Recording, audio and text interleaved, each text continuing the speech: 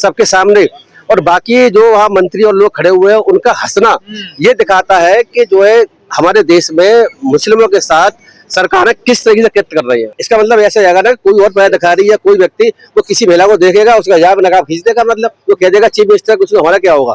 तो ऐसा मैसेज देने की कोशिश की है, बिल्कुल माफी मांगनी चाहिए। माफी नहीं, मुझे लगता है कि उनको पद पर नहीं देना चाहिए। चीफ मिनिस्टर के द्वारा किसी डॉक्टर को नियुक्त देते समय ऐसा कुछ करना, ये बहुत ही मेरे हिसाब से असंवैधानिक है, इलीगल भी है। मैं इसको ऐसे देखता हूँ कि एक राज्य का सबसे बड़ा पदाधिकारी या सबसे बड़ा मुखिया कौन होता है? Chief minister. उससे ऊपर कोई पद नहीं है। अगर राज्य में देखेगा, पॉलिटिकली हम देखेगा लोकतंत्र में, तो चीफ मिनिस्टर से ऊपर कोई पद नहीं है। और डॉक्टर जो आयुष डॉक्टर हैं, जिनको नियुक्ति पत्र दिया गया है, हिजाब के साथ आई हुई हैं, तो उनसे मैं समझता हूँ कि चीफ मिनिस्टर के द्वारा एक छोटे से अधिकारी का, कर्मचारी का हिजाब अपने हाथों से खींचना, ये जो है असंवैधानिक कृत्य है पूरी तरीके से। तो चीफ मिनिस्टर जैसे कोई अगर व्यक्ति ऐसा करता है तो वो लेडीज जो है, आप सोचिए कि नौकरी करेगी कैसे। उसके दिमाग में हमेशा ये चला जाएगा कि वो जो है उस राज्य में चीफ मिनिस्टर के द्वारा हिजाब का खींचा जाना का मतलब ये है कि स्वतंत्रता के साथ वो अपना काम नहीं कर सकती। मैं तो इसको बहुत लंबे समय से कहता आ रहा हूँ कि जहां पर भारतीय जनता पार्टी है, उसकी सरकार है, सब मोर्चे सरकार है, वहां पर किसी भी जो व्यक्ति धर्मनिरपेक्षता में विश्वास करता है, जो व्यक्ति समानता में विश्वास करता है, वो कोई भी अधिकारी इंक्लूडिंग IAS नौकरी कर नहीं सकता। ये इसी का एक एग्जाम्पल है। क्या क्या छेड़खानी का मामला समझा जाए इसको? मेरे हिसाब से तो देखो, छेड़खानी उस एंगल से ना कहें, अगर कानून की परिभाषा में देखें तो मोलेस्टेशन ऑफ द वुमेन के कैटेगरी में शायद ये ना फॉल करे, क्योंकि इनकी इंटेंशन हम कह सकते हैं ऐसा नहीं होगी शायद। लेकिन एक चीफ मिनिस्टर के द्वारा एक छोटे से अधिकारी के साथ ऐसी हरकत करना, वो उसके अंदर असुरक्षा की भावना पैदा हो गई। वो अपने अधिकारों के तहत अपनी स्वतंत्रता के साथ नौकरी नहीं कर सकता, ऐसी भावना उसके अंदर चली गई। और पूरे देश ही नहीं, पूरे इंटरनेशनल लेवल पर बिल्कुल ठीक तरीके से सभी लोग क्रिटिसाइज कर रहे हैं इस एक्ट को, और करना भी चाहिए। जैसे आपने समर्थन में भी तो आ रहे हैं ना सर, देखो समर्थन में वो लोग आ रहे हैं जो लोग जो है भारतीय जनता पार्टी की सपोर्टर है, बाकी कोई और समर्थन है। जो लोग अंधभक्त है उनकी तो बात आप छोड़ ही दीजिए। लेकिन अगर संविधान कानून उसके तरीके से देखने की कोशिश करें तो मैं कह सकता हूं कि लोकतंत्र में इस तरीके से छोटे से अधिकारी के साथ चीफ मिनिस्टर के द्वारा ये कृत्य करना सार्वजनिक रूप सबके सामने, और बाकी जो वहाँ मंत्री और लोग खड़े हुए हैं उनका हंसना, ये दिखाता है कि जो है हमारे देश में मुस्लिमों के साथ सरकारें किस तरीके से कृत्य कर रही है। ये भी कहा जा रहा है कि ये मुस्लिम है इसलिए ज्यादा इसको बवाल बनाया जा रहा है, विपक्ष की तरफ से मुद्दा बनाया। नहीं, मैं ऐसा नहीं कहूंगा। नहीं, ऐसा नहीं है। मुस्लिम नहीं, अगर हिंदू भी होती है, आपको पता ही है कि हिंदू भी जो है, जो महिलाएं अपना पर्दा रखती हैं और यहाँ तक रखती हैं। गाँवों में मैं दिल्ली में घूंघट बोलते हैं, पर्दा ही बोलते हैं। आप दिल्ली में भी देख लीजिए, राजस्थान में जो ये बहुत बड़े पैमाने पर ऐसा होता है। तो ऐसी स्थिति में अगर उनका भी हटाया जाता तो उसका भी हम विरोध करते। सवाल ये नहीं है मुस्लिम है, मुस्लिम हिंदू की बात नहीं है। देखो हिजाब के तो खैर मैं सपोर्ट में नहीं हूँ, लेकिन हिजाब अगर कोई अगर महिला कोई पहने हुए मुस्लिम की या कोई हिंदू की महिला अगर उसको पहने हुए, अगर घूंघट डाले हुए, तो उसके जो स्वतंत्रता है उसका हमें सम्मान करना चाहिए। पर लगातार नीतीश कुमार जी ऐसे हरकत करते रहे ना, पहले विधानसभा में महिलाओं को लेकर बोला उन्होंने जनसंख्या को, जिसको उन्हें माफी भी मांगनी पड़ी, और फिर इन्होंने कर दिया। लोग कह रहे हैं कि इनके हेल्थ के साथ इशू है।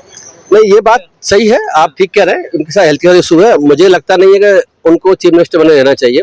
और जो लोग ये कह रहे हैं कि इनको त्याग पर देना चाहिए, वो ठीक है, रिजाइन करना चाहिए, इस्तीफा होना चाहिए। इस्तीफा होना चाहिए। वो इस स्थिति में नहीं है कि वो ऐसे राज्य के मुखिया का एक भार संभाल सके, ऐसा मैं कह सकता हूँ। तो क्या आप मानते हैं कि अब इस्तीफा दे देना चाहिए, क्योंकि 75 साल से भी ज्यादा उम्र भी है। देखो वैसे भी जो है मार्गदर्शन मंडल जाना चाहिए बीजेपी के हिसाब से, तो ऐसा ही है। मोदी जी को उसी मंडल में जाने की आवश्यकता है। के मंत्री हैं सर संजय निषाद, वो कह रहे हैं बस हिजाब छुआ कहीं और थोड़ा। उनकी टिप्पणी पूरी तरीके से मैं बता रहा हूँ ऑफेंसिव कैटेगरी में आती है। अगर हम जो है नीतीश कुमार जी को किसी तरीके से इंटेंशन की वजह से उस कैटेगरी में ना लेकर के आए, लेकिन निषाद जो उन्होंने जो स्टेटमेंट दिया है वो निश्चित रूप से वो जो इंटेंशनली की बात की गई है, और वो एक तरीके से मूवमेंट के अगेंस्ट ऑफेंसिव कैटेगरी में आती है। इससे मुझे कोई शक नहीं है। और शायद कुछ लोगों ने कुछ FIR कराने की कोशिश भी की है। नीतीश कुमार जी के खिलाफ भी FIR के लिए कुछ लोग कहीं गए हुए हैं। नीतीश कुमार जी के खिलाफ FIR नहीं होगी मुझे नहीं पता, लेकिन उनके खिलाफ FIR जरूर होनी चाहिए जिनका स्टेटमेंट है। लेकिन सर क्या कार्रवाई हो पाएगी, क्योंकि वो चीफ मिनिस्टर है और संजय सिंह भी मंत्री है राज्य सरकार में। हाँ, आप ये बात बिल्कुल ठीक है कि अब इस देश में 2014 के बाद में कम से कम मैं देख रहा हूँ कि जो सत्ता में है बीजेपी के साथ या बीजेपी पार्टी के लोग सत्ता में है, उनके साथ कोई भी कार्रवाई नहीं होती। अब दिल्ली में भी देख चुके हैं और जगह भी देख चुके हैं। बाकी अगर विपक्षी पार्टी का कोई रहा होता अब तक वो शायद वो जेल में होता, और मुख्यमंत्री भी रहा होता विपक्षी पार्टी का तो उसके खिलाफ भी एफआईआर होकर के हो सकता है कि उसको भी हटना पड़ता। कह रहे हैं हिजाब जो हो बैन हो जाना चाहिए भारत में। अगर देखो हिजाब के तो मैं समर्थन में बिल्कुल भी नहीं हूँ, मैं घूंघट पर्दा प्रथा के समर्थन में बिल्कुल भी नहीं हूँ। मॉडर्न सोच के अकॉर्डिंगली मेरे हिसाब से इसकी जरूरत नहीं है, लेकिन अगर कोई व्यक्ति स्वतंत्रता से अपनी स्वेच्छा से करना चाहता है तो कोई भी व्यक्ति दूसरों को जबरदस्ती हटा नहीं सकता। धर्म पे हमला बताया जा रहा है ना, देखिए पूरी दुनिया में इसकी आलोचना हो रही है, जो अरब की कंट्री है वो भी देखिए इस प्रकार। जहाँ भारतीय जनता पार्टी के लोग या भारतीय जनता पार्टी की पूरी सरकार चल रही है वहां पर ऐसा कोई कृत्य हम इसमें निश्चित रूप से धर्मनिरपेक्षता के एक वायलेशन देखेंगे और धर्म की वजह से ऐसा हुआ ऐसा कहेंगे। बिल्कुल ठीक बात है ये। तो क्या मैसेज जाएगा सर दुनिया में? दुनिया में मैसेज जा रहा है कि देश में जो है मुसलमानों के साथ या वुमेन्स के साथ में जो उनके अधिकार हैं उनके अधिकारों का वायलेशन चीफ मिनिस्टर जैसा बंदा कर सकता है।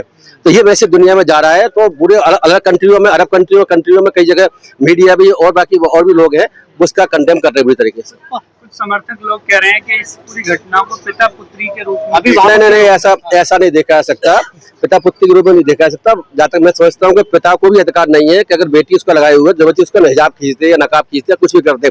तो मैं फिर कह रहा हूँ कि मैं इनके सपोर्ट में नहीं हूँ हिजाब के, लेकिन अगर कोई महिला लगाती है तो उसको ये राइट संविधान देता है कि लगा सकती है, उसकी मर्जी है कैसे रहना चाहे।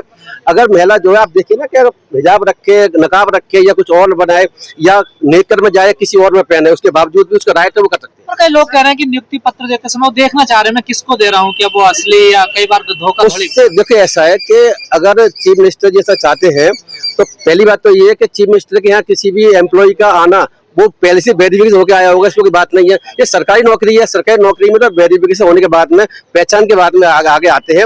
और अगर उन्हें देखना भी चाहते थे तो उनकी ड्यूटी ये बनती थी एज चीफ मिनिस्टर और संविधान के संरक्षक के रूप में कम से कम राज्य में कि वो उस महिला से कह सकते थे कि फोटो खिंचाना तो आप हिजाब हटा दीजिए। लेकिन कह रहे हैं कि नीतीश कुमार को मुद्दा बना रहे हैं, ऐसा तमाम विपक्ष के नेताओं ने भी किया है। ऐसा तो अशोक अगर उन्होंने किया होगा तो तभी मुद्दा बना होगा और बनाना भी चाहिए था।